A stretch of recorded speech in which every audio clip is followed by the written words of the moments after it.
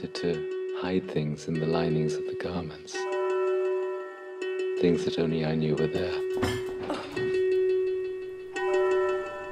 Secrets. Good morning. Will you have dinner with me?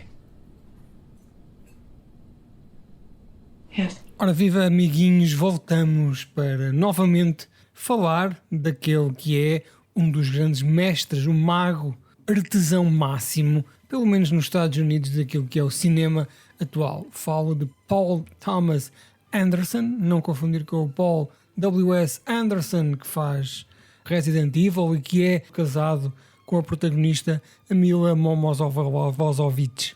E hoje vamos aqui falar de um filme dele, que não é um filme recente, nas imortais palavras de Batatinha: comando na mão, carrega no botão, e lá fui eu então munir-me da cópia com maior qualidade que o Sr. Joaquim nos pode oferecer. Não é de todo uma sinopse interessante.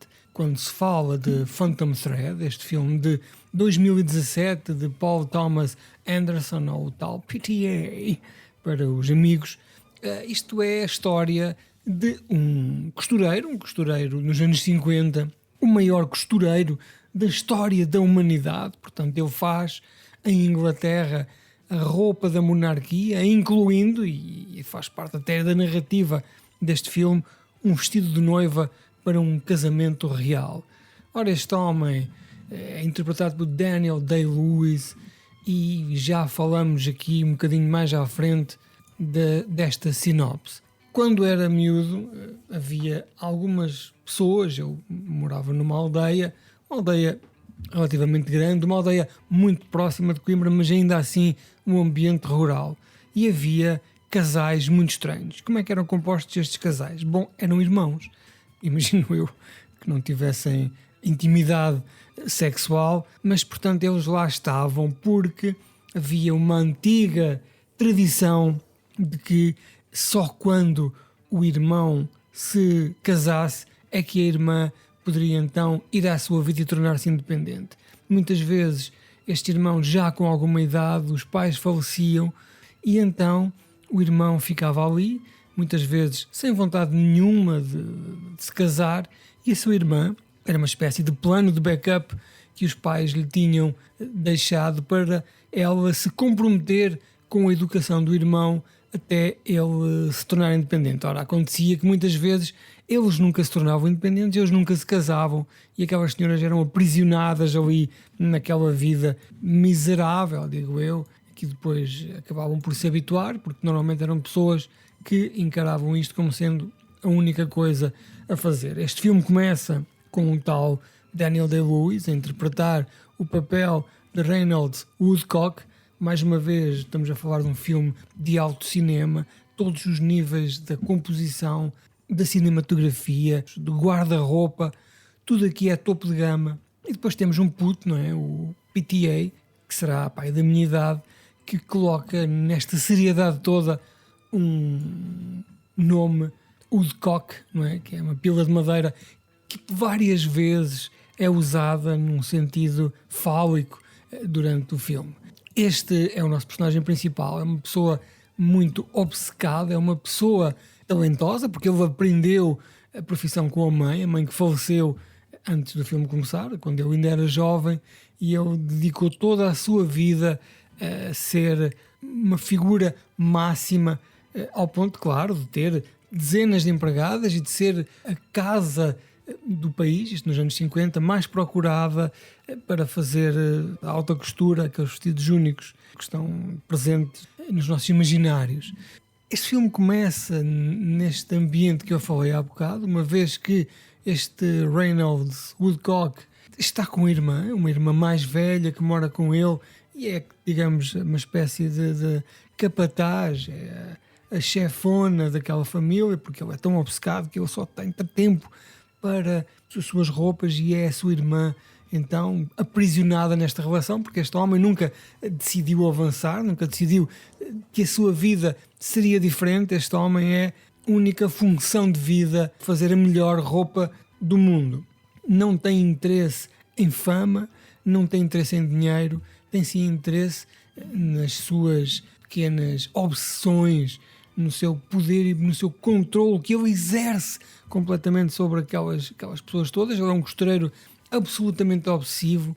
Tudo onde ele entra é sempre para ser a pessoa que vai controlar. Não sou fanboy de Paul Thomas Anderson, apesar de os fanboys me irritarem um bocado deste realizador, e apesar de eu próprio entrar sempre nestes filmes de Paul Thomas Anderson com um pé atrás, a pensar, bom, isto está de ser uma treta qualquer que esta malta aqui armada em casaquinho de malha está a querer fazer passar, mas de facto ele é muito bom. Os filmes em que os personagens estão no limite da loucura, tanto que seja no limite da loucura psicótica e absolutamente epiléptica, como que estão no ponto da loucura de desaparecerem e serem apenas uma concha daquilo que foram. Portanto, este filme tem a sinopse mais seca de sempre. Eu lá fui, de pé atrás, à espera que fosse uma banhada. Não é uma banhada, apesar da sinopse ser a seca que é, não é? A história de um costureiro, ponto final.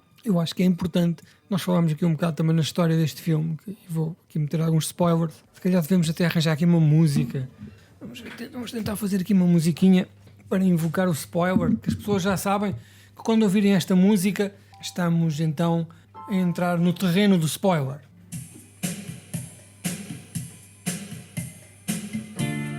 Este filme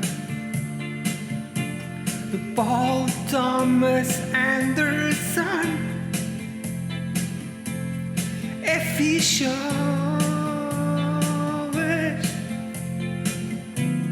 mas esta review tem spoilers.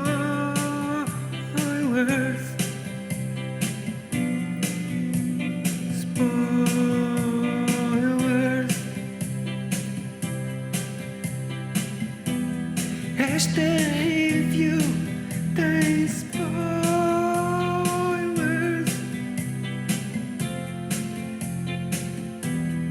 Tem spoilers.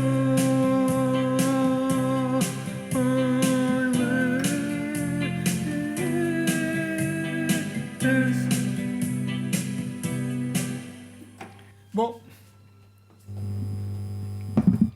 conforme a música que acabaram de ouvir, esta review tem então de facto spoilers.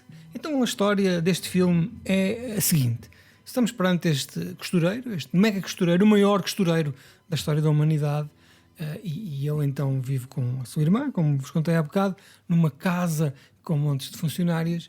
Portanto, o início do filme é para demonstrar o quão austero, controlador e obsessivo este homem é. E um dia ele vai então tomar um pequeno almoço. Ele come muito. Ele, quando está empenhado nas suas criações, come imenso. Vai a um restaurante tomar um pequeno almoço e a pessoa que lhe serve não lhe fala, mas ele sente, é qualquer coisa de especial. E percebe que ela tem as medidas ideais. Aquilo que ele considera, em termos de costura, as medidas ideais. Ele diz-lhe logo, bom, tu não tens mamas. E ela fica muito triste. Pois, de facto, as minhas mamas são pequenas. Não. Isto é fantástico. Cai exatamente no tamanho de peito ideal da costura. Pronto, e entretanto eles embranham-se ali, sendo que o primeiro ato acaba por ser ele exercer esta obsessão e aliviar um pouco quando conhece esta mulher, porque depois entretanto ela vai trabalhar consigo e torna-se ali uma espécie de uma ligação de amor, amizade, admiração um bocado forte. Esta relação vai avançando um pouco mais para a frente e até que ela, que inicialmente parecia meio sonsa, começa a revelar-se uma mulher com uma energia, uma garra desmesurada e tenta arranjar uma técnica para o prender, que basicamente é meter-lhe veneno de cogumelos ao ponto de ele ficar tão doente que ela depois vai tratar dele como, deixando-lhe dar o veneno de cogumelos, como diria a Malena, não é? Naquele filme da Monica Bellucci, este tipo de veneno que é dado aos maridos para que eles, à noite, quando cheguem para jantar, tomem o antídoto. E se eles passarem um dia fora de casa, como tomaram o veneno ao pequeno almoço, durante a noite vão ter muitas dores de cabeça. Portanto, é este tipo de controle que esta mulher exerce.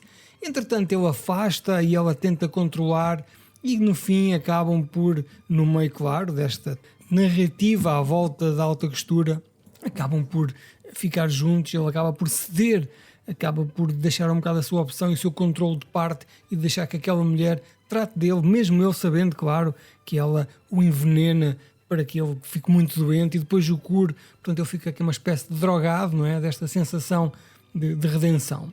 Também todo ele tem um perfeccionismo e uma arte, a maneira como é feito, que se reflete também naquilo que faz o nosso personagem principal. Mergulha na alta costura. A criação da arte é inseparável daquilo que é o perfeccionismo extremo. Há uma parte em que eles estragam o vestido e é a coisa mais desoladora de sempre.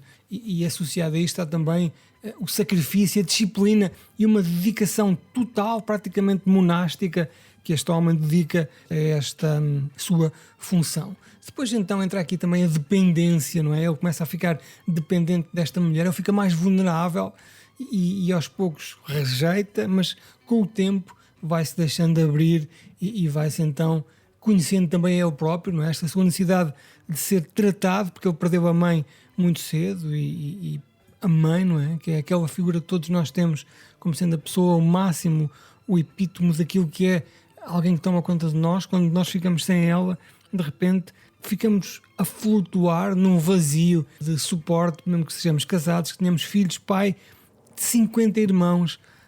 A mãe é sempre um papel muito importante. E aqui também temos este papel de mulher, que neste caso veio substituir a mãe, não é? Esta alma, esta personagem que vai substituir a mãe e também vai substituir um bocado o papel da sua irmã. Esta namorada e a sua irmã inicialmente têm ali umas turras, mas acabam por ficar amigas, boas relações no final. É portanto um filme que tem uma não história, não é? Na verdade o filme começa em que ele é só um costureiro, tem que fazer um vestido, mas depois toda esta demência, este abismo da loucura iminente, esta obsessão pela roupa, mas também pelos personagens, a maneira como eles se amam, perfeitamente incomum, acaba por ser aquilo que faz deste um grande e invulgar filme, aliás, como são todos os filmes de Paul Thomas Anderson, desde o Magnolia, um filme em que ele era um puto com 20 e tal anos, em que lhe foram dados meios imensos, porque sabia que ele tinha talento e tinha visão, e era um gajo que tinha vindo da sua primeira longa,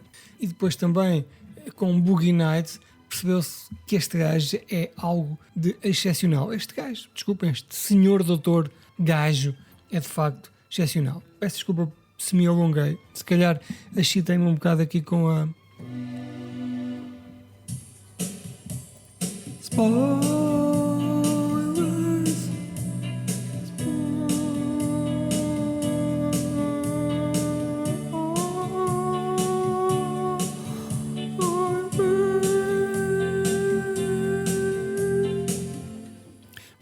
E com esta invulgar e também definitivamente pouco artística nota, vos deixo para que vão lá então ver o Phantom Thread e que amem também tanto como eu o amei, como vos disse, perfeitamente inesperado, mas cá estamos nós a amar mais um filme de Paul Thomas Anderson, que no meu caso era o último da lista. Estou agora a boiar no vácuo. Whatever you do, do it carefully.